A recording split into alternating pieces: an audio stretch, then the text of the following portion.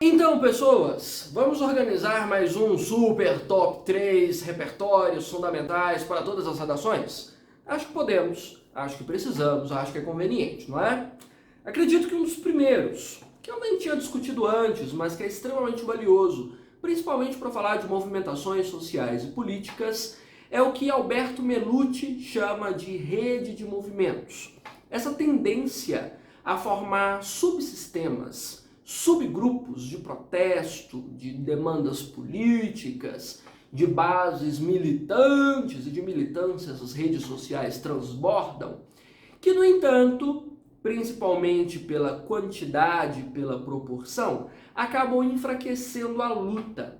É como se você tivesse, em termos físicos, digamos, vetores nas mais diferentes direções, diminuindo a força resultante. Ou seja, se você tem vetores que não estão necessariamente na mesma direção e no mesmo sentido, eles acabam reduzindo a resultante. E acaba que o que era para dar resultado, o que era para transformar uma realidade, o que era para criar um holofote maior sobre um ou outro problema, acaba morrendo na praia.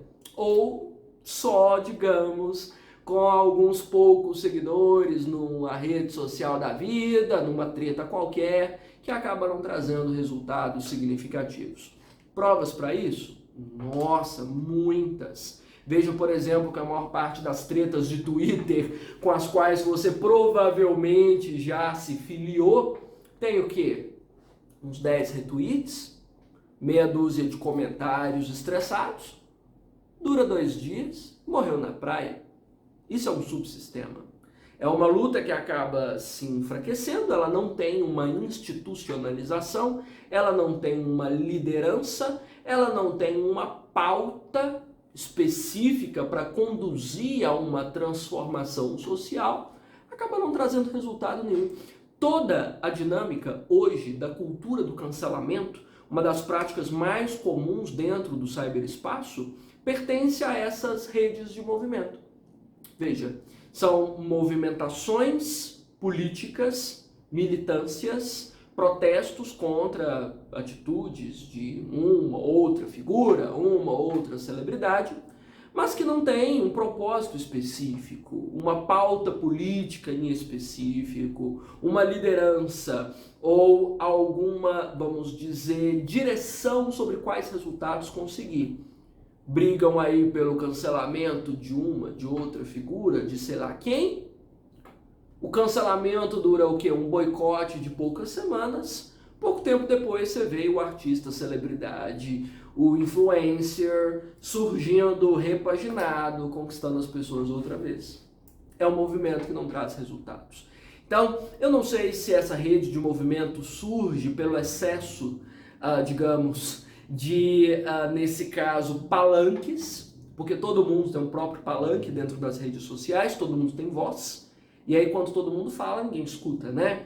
Byung Chul chama isso de enxame virtual, que aproxima muito dessa dimensão. Então nós estamos começando a perceber que, embora haja mais protestos, embora tenha crescido a percepção política e social, embora tenha havido mais representatividade, quem sabe, dentro das redes, elas não trazem lá grandes resultados significativos para a vida. Mudou o quê? Você foi lá e cancelou a Carol Conká. Mudou o quê? Na sua vida, na vida das pessoas em torno da Carol Conká, para a vida em sociedade.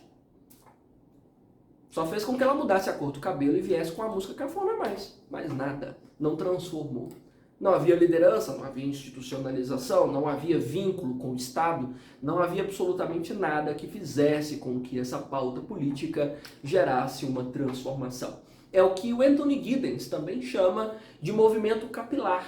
É de superfície, sabe? Não alcança a derme dos problemas sociais, a estrutura dos movimentos sociais. Não é à toa que a gente fala tanto de preconceitos estruturais, que demandariam debates profundos na base da transformação do mundo, das nossas relações culturais. Mas nenhum dos debates dos quais nós participamos por aí, nessas redes, na vida, nas mídias, passa da superfície. É tudo raso, é tudo meio desorganizado, sem uma pauta específica, ninguém chega a lugar nenhum. Excelente argumento, excelente estrutura para você fundamentar, basicamente, todas as polêmicas, tretas e militâncias do século XXI. Bom, o segundo conceito, que eu acredito que seja também extremamente prático, principalmente para o apocalipse do qual todos nós estamos fazendo parte, é a Sociedade Global de Risco, do senhor Ulrich Beck. Ulrich Beck comenta o que todos nós estamos percebendo na pele, né? Estamos à beira de um colapso. Tá tudo indo de mal a pior. E, infelizmente, não tem havido lá muita preocupação em evitar que o colapso nos engula e nos destrua a todos nós, né? Por que nós estamos dentro desse contexto de risco, segundo Ulrich Beck? Bom, primeiro, nós não acompanhamos medidas precaucionárias. A gente não vê iniciativas para prevenir que a situação fique pior. Você sabe disso. Não tem havido iniciativas para tentar evitar que problemas climáticos se tornem, de fato, letais para populações humanas. Não tem havido grandes iniciativas para evitar que o colapso sanitário rompa definitivamente com o que a gente conhece como sociedade. Não tem havido grandes preocupações para conter ou para evitar que a dinâmica de violência na política nos empurre para uma guerra civil. Nada tem sido feito especificamente. Na verdade, nós só vemos ações emergenciais, superficiais, de curto prazo. O problema explode, vão lá, tentam apagar o incêndio. Nada de prevenir que outros incêndios aconteçam. E adivinhe, outros incêndios acontecem. Fazem vítimas, destroem instituições, fragilizam as nossas relações sociais. E nós não vemos essas medidas precaucionárias de médio e longo prazo sendo estabelecidas. Até porque, como o Rick Beck mesmo discute, faltam os especialistas em risco. Tem muita gente que dá palpite, ou se tem. Muita gente que acha que entende do que está falando. Muita gente segurando as placas do apocalipse, dizendo que o fim está próximo. Mas cadê o especialista nessa situação? Cadê quem nos dê as reais dimensões do que nós estamos vivendo e como nós devemos nos comportar diante do colapso? Cadê? Alguém está nos instruindo? Você está ouvindo? Você sabe? Quem? Cadê esses especialistas? Estão dentro dos ministérios? Estão falando na TV? Você tem bando de gurus, ou se tem, não especialistas. E claro, né, nessa época em que nós estamos, há determinados danos provocados à sociedade, ao ambiente, ou à estrutura política, que são irreversíveis. E nada pode mudar isso. Isso aumenta a situação de colapso. Veja, água vai faltar. Ah, mas dá para mudar? Não dá. Acabou. Ah, mas tem política? Não tem política. Vai acabar. Até 2050, pelo menos um terço da população não vai ter acesso à água potável. É um dano irreversível. Não tem o que fazer. Então, diante de danos irreversíveis, ausência de medidas precaucionárias e ausência de especialistas em risco, nós nos colocamos numa situação realmente preocupante, para dizer o mínimo. E as nossas condições para os próximos anos, para as próximas décadas, tende a piorar muito. Estou sendo pessimista? Não, estou sendo realista, estou contando os fatos, né? E, infelizmente, todo esse contexto de risco é ignorado pela maioria pelo visto que é só uma grande rave, enquanto o mundo está acabando.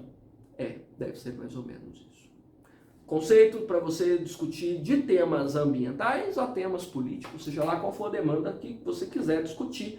O Rick Beck é uma das maiores referências para estes tempos de apocalipse iminente, né? E, para fechar esses grandes coringas para sua argumentação, eu acredito que o princípio do dano, do John Stuart Mill, seja uma das referências mais fortes de todos os tempos. O princípio do Stuart Mill, na verdade, foi base para o desenvolvimento de boa parte das nossas leis. O nosso Código Penal, inclusive, é inspirado nessa dimensão, e até a nossa percepção de liberdade democrática, fundamentada na Constituição Federal, fundamentada dentro de praticamente todo o nosso ordenamento jurídico.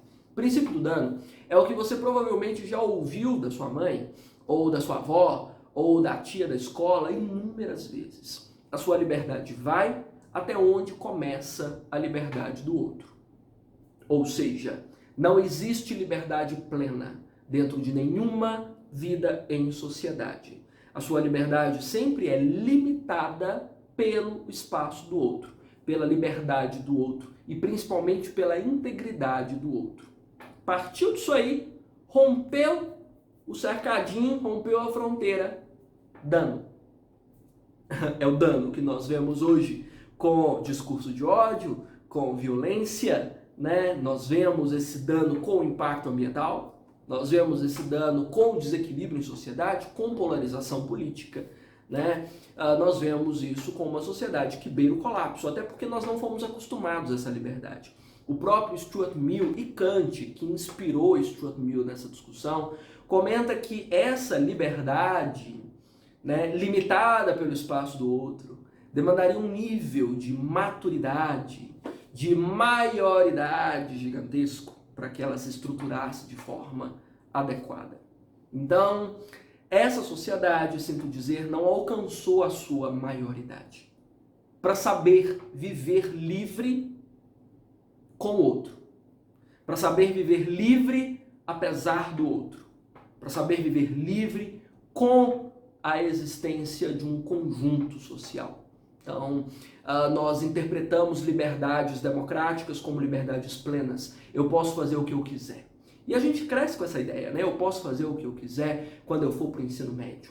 Eu posso fazer o que eu quiser quando eu fizer 18 anos. Eu posso fazer o que eu quiser quando eu comprar o meu carro. Eu posso fazer o que eu quiser quando eu me formar na faculdade. Nunca você vai poder fazer o que você quiser. Quando é que você vai entender isso? Só se você for para o mato, aí você faz o que você quiser dentro da sua caverna. Vivendo em sociedade, não. Vivendo em sociedade, a sua liberdade tem limite. Sempre vai ter limite, enquanto você for um ser social. E isso é um dos pontos que ainda não é compreendido por boa parte da população. É a matriz de basicamente todos os nossos desequilíbrios. Do consumo de drogas à violência no trânsito. Da poluição sonora à transfobia. Qualquer tema que você vai discutir que envolva o nosso comportamento dentro de um grupo social, esbarra no limite da liberdade, no princípio do dano, que nós não conseguimos, infelizmente, educar as pessoas para ter. Porque liberdade, controle demandam educação, né? Quem é que diz isso? Nossa, puxei Sartre sem querer? Acho que sim. Liberdade sem responsabilidade, angústia, né? É a angústia moderna, sem dúvida, é a falta de responsabilidade nos usos da liberdade. E sem querer eu fui falar de top 3 e falei top 6, top 10, né? Trocentos pensadores dentro desses três conceitos, mas que são o fino do repertório para você sustentar qualquer abordagem no seu texto. Combinado? Testa, usa, coloca nas redações e vem me contar se funcionou. Combinado?